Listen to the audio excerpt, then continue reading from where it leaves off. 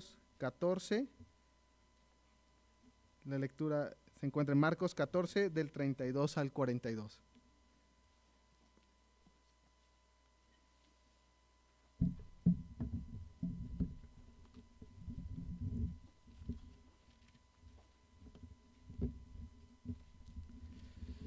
Voy a invitarles a que leamos juntos esta parte de la Escritura, Marcos 14, versículos 32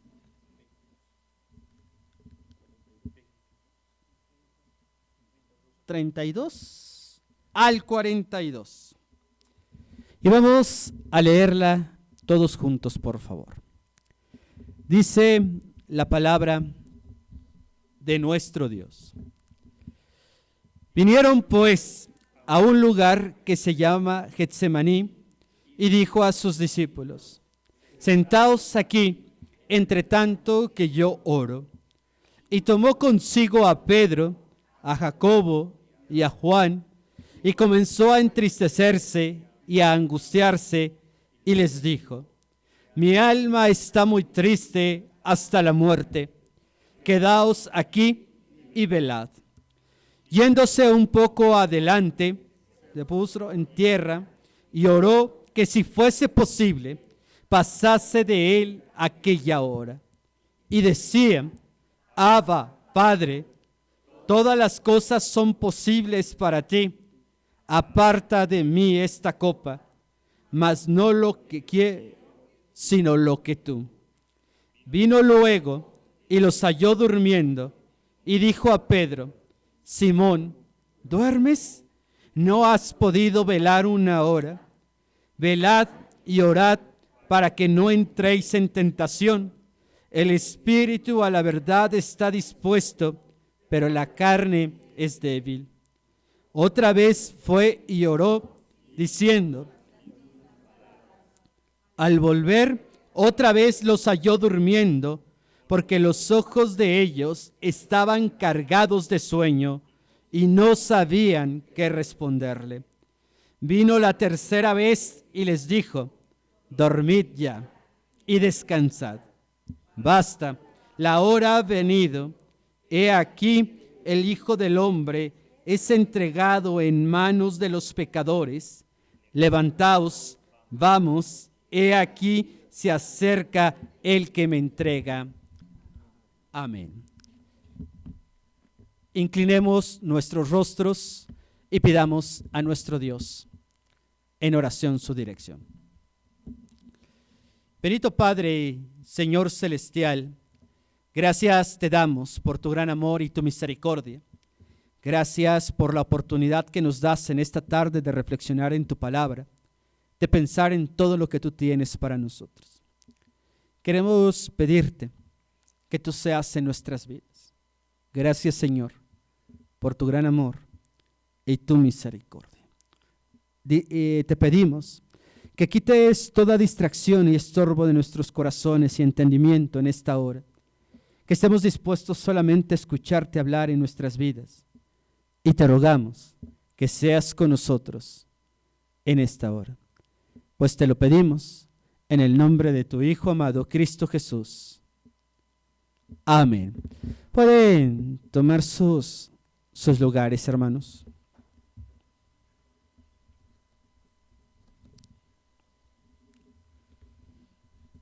Pido mantengan abierta la escritura en este evangelio según Marcos, capítulo 14, los versículos que acabamos de leer. Y dentro de esta reflexión, en esta hora, debemos seguir teniendo presente y en mente lo que representa el hecho de que nuestro Dios pueda asumir una figura paterna, una figura de autoridad, una figura de sustento en nuestras vidas. Y que De algún modo, a través del ministerio de su Hijo entre nosotros, de nuestro Maestro y Salvador Jesucristo, Dios ha mostrado y ha tratado de mostrarnos a todos y cada uno de nosotros la manera en que es conveniente que su iglesia pueda caminar, pueda marchar, pueda vivir en estos tiempos. Y acerca del tema de hoy, cómo cumplir la voluntad del Padre, tiene que ver con todo lo que hemos aprendido a lo largo de nuestra fe, a lo largo de nuestro andar con Cristo, a lo largo de nuestra relación en la iglesia, a lo largo de nuestra comunión con el Dios al que de alguna manera llamamos Padre,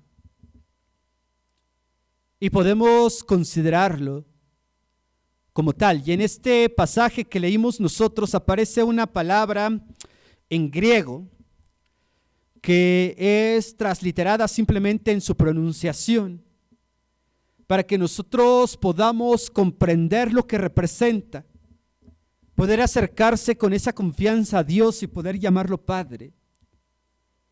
Jesucristo utiliza esta palabra y le llama Abba. Lo más cercano al Abba que tenemos en el español es papá, papito, como querramos referirnos a la figura paterna.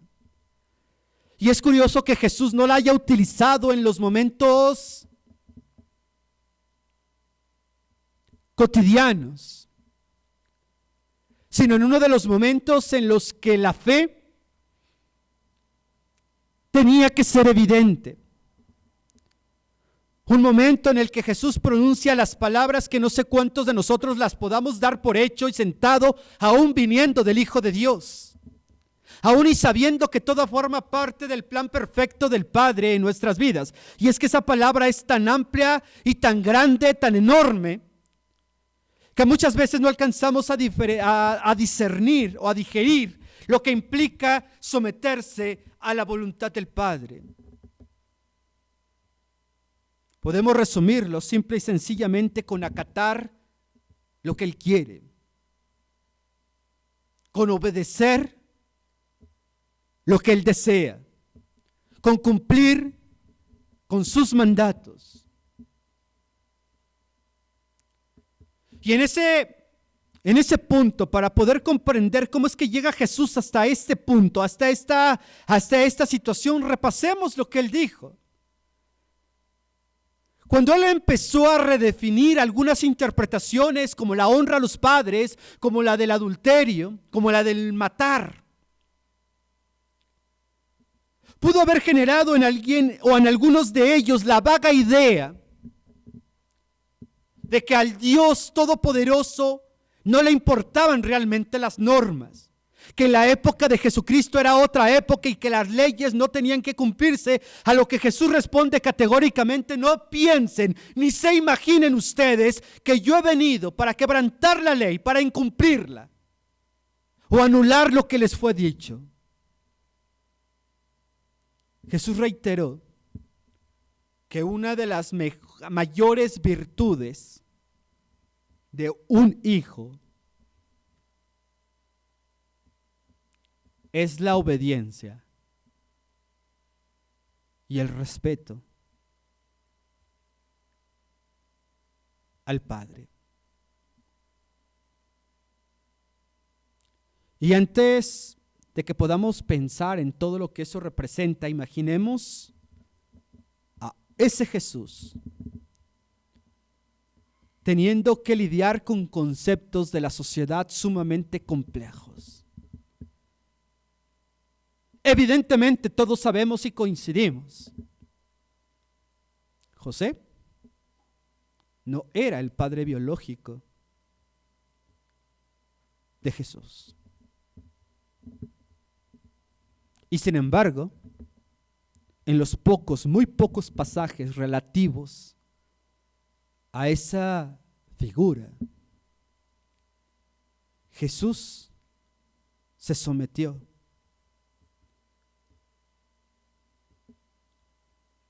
A sus padres.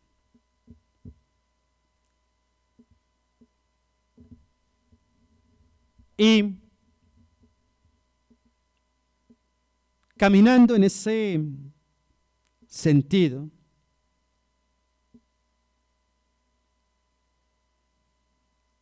tendrán que venir a nosotros definiciones claras sobre lo que representa ser un hijo de Dios, sobre lo que representa ser salvo, sobre lo que representa tener comunión, sobre lo que representa ser parte del cuerpo de Cristo, ser parte de su iglesia.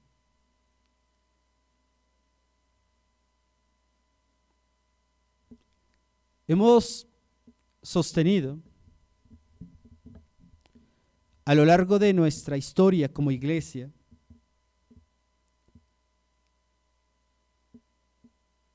que la salvación otorgada por Dios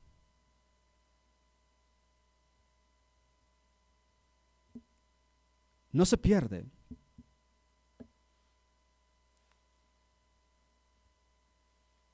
Que es Dios quien nos acepta a nosotros. Pero también hemos entendido que la salvación es personal. ¿Qué implica eso? Que tengamos que trabajar todos los días en nuestra relación con Dios. ¿Por asegurar dicha salvación? No. Pero por vivir y mostrar abiertamente que somos sus hijos, que estamos en este mundo con la única misión de honrar y glorificar a nuestro Padre, que es el Dios Todopoderoso. Pero lejos está simplemente de ser honra y gloria al Padre, el alabarlo, el reconocerlo, el ponerle cuanto título, cuanto calificativo hermoso, reverente podamos imaginar de Dios. El Señor lo pondría en la categoría de halagos, mas no de honra. Porque el honrar es vivir su palabra, es acatar sus mandamientos entre nosotros y practicarlos en este mundo. Vivirlo y sostenerlo en todo tiempo. ¿Ven lo que sucede en este pasaje que tenemos? Un pasaje que es curioso, solemos utilizarlo en Semana Santa porque habla de lo emotivo que pudo haber sido ese momento de oración para Jesucristo. Créanme, de emotivo no tuvo nada. Muestra el corazón del Hijo del Dios Todopoderoso. Muestra la lucha a la que somos sujetos todos y cada uno de nosotros, pero también, por supuesto, muestra la postura que debemos sostener como creyentes y creyentes en Jesucristo, abrazando y sosteniendo la fe como nuestro máximo galardón, tratando de agradar a nuestro Padre Celestial, tratando de vivir una vida que sea decorosa delante del Dios Todopoderoso.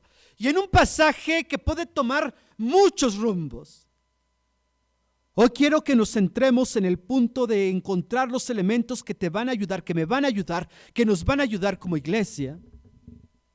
Y aquí sí soy específico, como iglesia La Casa del Alfarero.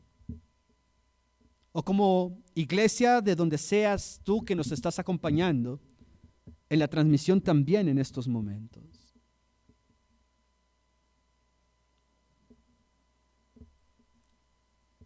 Jesucristo tomó a sus discípulos, particularmente a 3 de ellos. ¿Por qué? No lo sé. No eran los más importantes, estoy convencido de ello.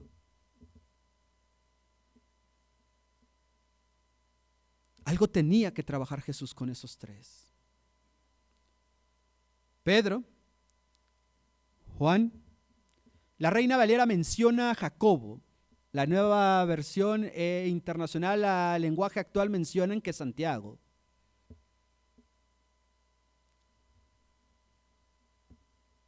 Y fíjense lo que hace. Versículo 32 los llama a Getsemaní y les dice: siéntense aquí, entre tanto que yo oro. Esa es la indicación. Siéntate aquí, entre tanto que yo oro.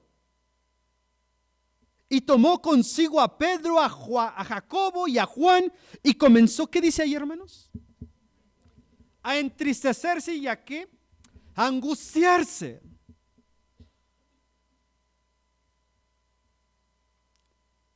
Pocas veces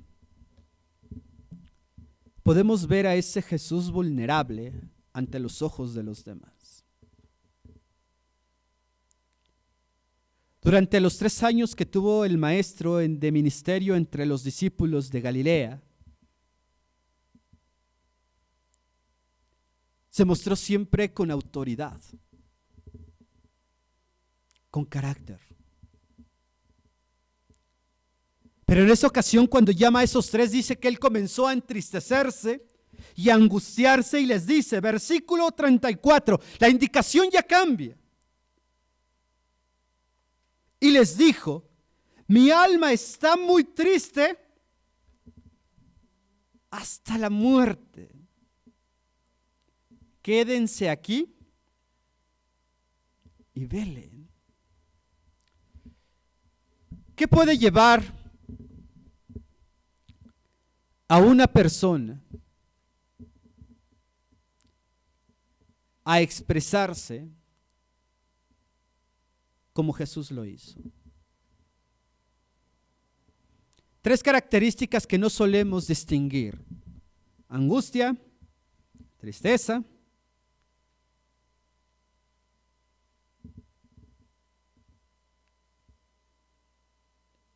y miedo.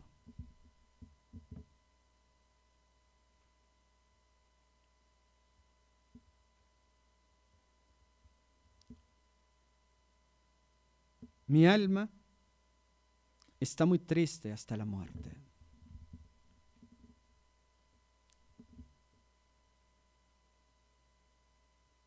La indicación para los discípulos fue simplemente acudir, sentarse ahí y en este momento decirles: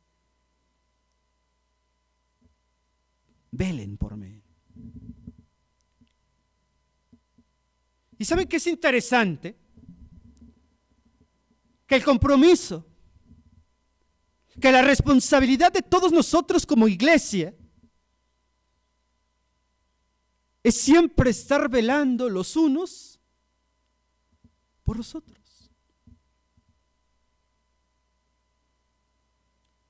Es siempre estar al pendiente los unos de los otros. La pregunta que Jesús nos haría: ¿y lo hacemos realmente?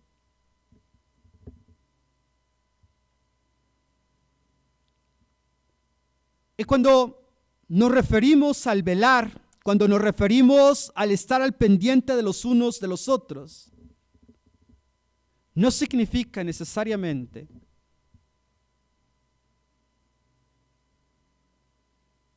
entremeternos en los asuntos de los demás. Jesús simplemente les dijo: velen. Interesante hubiese sido que Jesús les hubiese preguntado: ¿y cómo le hago en este caso? Ahora, versículo 36. Abba Padre, todas las cosas son posibles para ti. ¿Qué dice después, hermanos? Lean conmigo. Aparta de mí esta copa, mas no lo que yo quiero, sino lo que tú. ¿Cómo podríamos interpretar esta expresión de Jesús?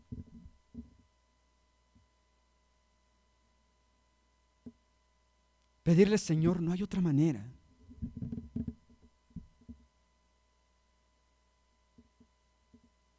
Tenía 34 años. Sabía que iba a pasar.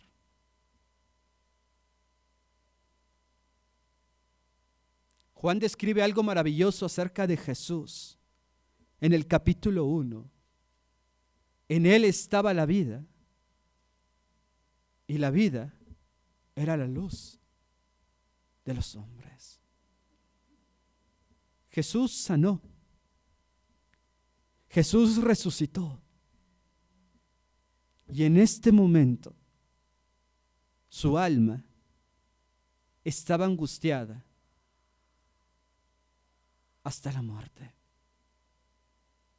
Y lo único que le pidió a sus discípulos fue: velen por mí. No les pidió que pelearan su batalla. Vean lo que dice más adelante, versículo 37. Vino luego, ¿y cómo los encontró? Orando. Vino luego y los halló durmiendo y le dijo a Pedro. Estaban Pedro, estaba Jacobo y estaba Juan. Díganme que no, si hubieran estado en el lugar de Pedro, le hubieran dicho: oye, ¿por qué a mí nada más me reclamas?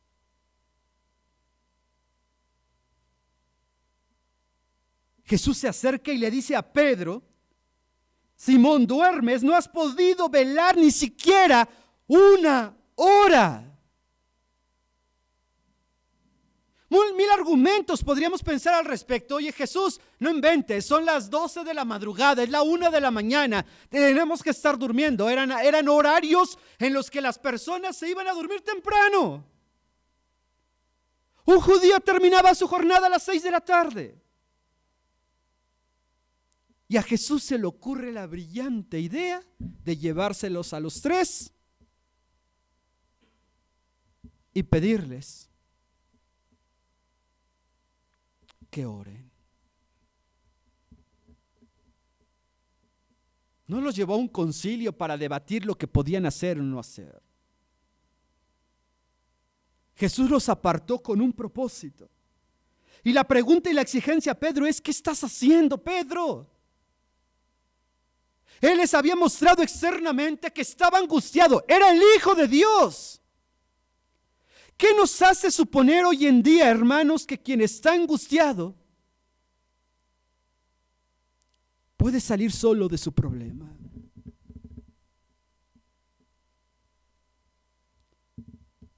¿Qué nos hace pensar que eso tiene que ver con madurez? ¿Qué nos hace pensar que eso tiene que ver con la lealtad?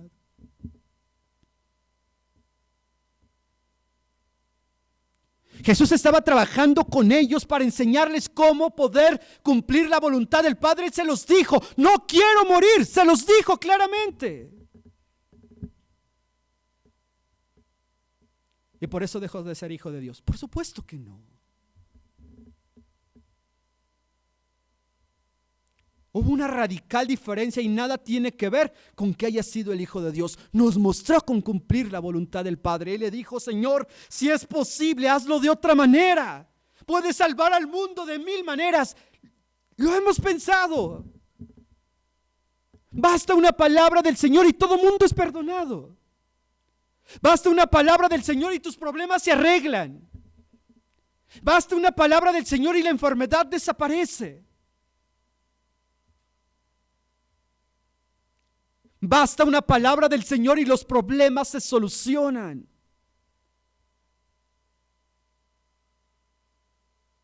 ¿Cuál entonces es la voluntad del Padre? Creo que nadie podría pensar que Dios se estaba deleitando en castigar a su propio Hijo.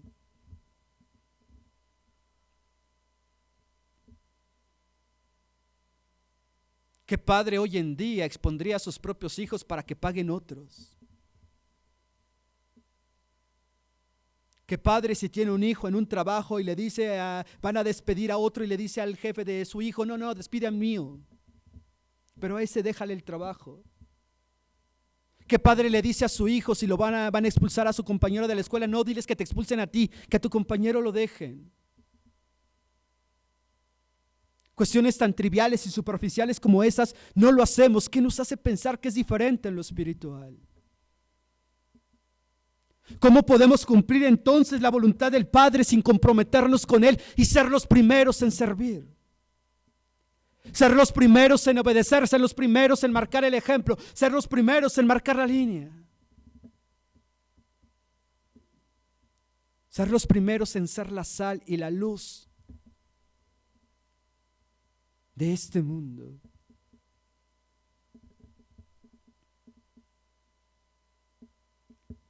Versículo 38. Léanlo conmigo, por favor, todos juntos, versículo 38, completo. Dice: velad y orad para que no entréis en tentación. El espíritu a la verdad está dispuesto, pero la carne es débil.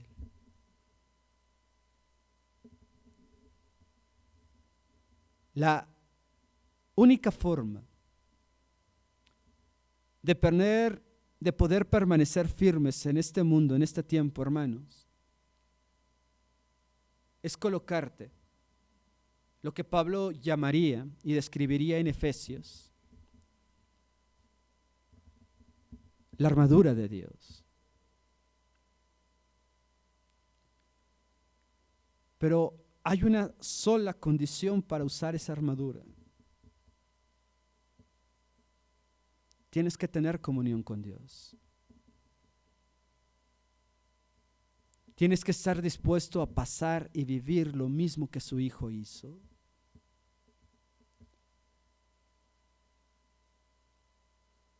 Jesús les dijo: velen y oren para que no entren en tentación. El espíritu a la verdad está dispuesto, pero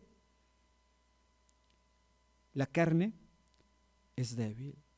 No se trata de tener la intención de ser buen cristiano. No se trata de tener la intención de ser ejemplar. O lo somos o no lo somos. No se trata de tener la intención de amar al otro, al prójimo. O lo hacemos o no lo hacemos. Y dependiendo la postura que tengamos, será el punto en el que nosotros nos encontramos con Dios.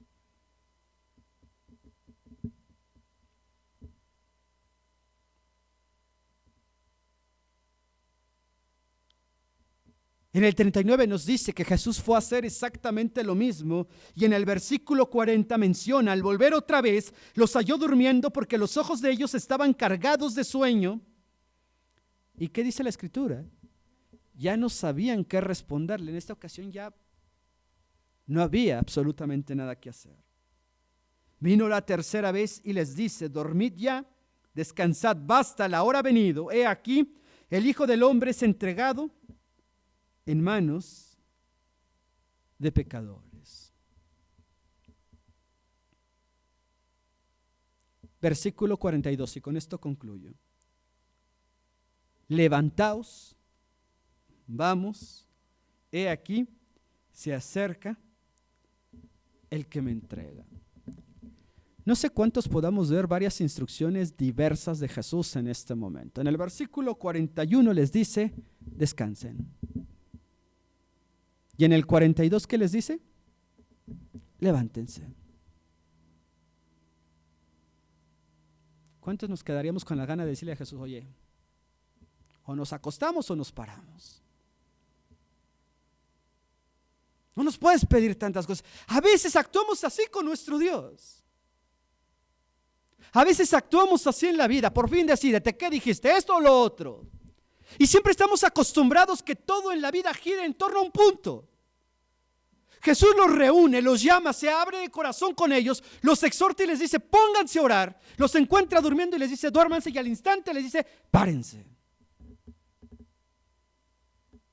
Y en medio de todo eso,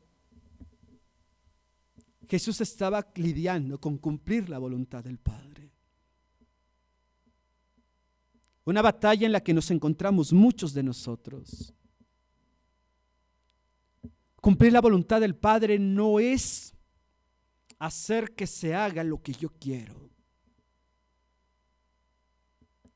sino lo que Dios nos está mandando suceda en nuestras vidas, suceda en nuestra actitud, en nuestro comportamiento y en nuestra relación con el Padre.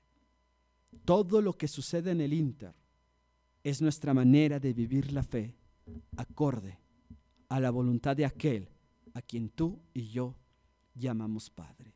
Cualquier otra interpretación no está sujeto a lo que Él está diciendo en su palabra. Jesucristo le pidió otra alternativa a Dios, por supuesto que lo hizo, pero terminó diciendo que no se haga lo que yo quiero, sino lo que tú quieres. Eso implicó que terminara en una cruz. No podemos decirle al Padre, Señor, haz tu voluntad y tratar de solucionarlo a nuestra manera. Tratar de justificarnos a nuestra manera. Si se hace la voluntad del Padre es en sus condiciones.